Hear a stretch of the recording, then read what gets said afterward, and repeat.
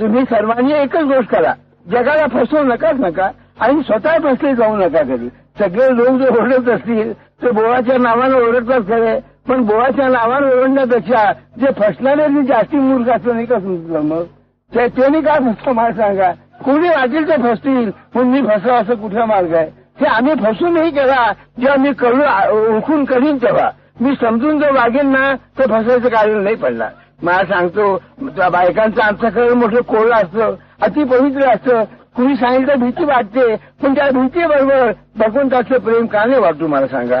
ज्या घरामध्ये आपण देवाची पूजा अर्चा करतो त्याचा आधार न वाटताना कुणी भूताखेताची खऱ्या मारणाऱ्या खऱ्या कसं म्हणावं.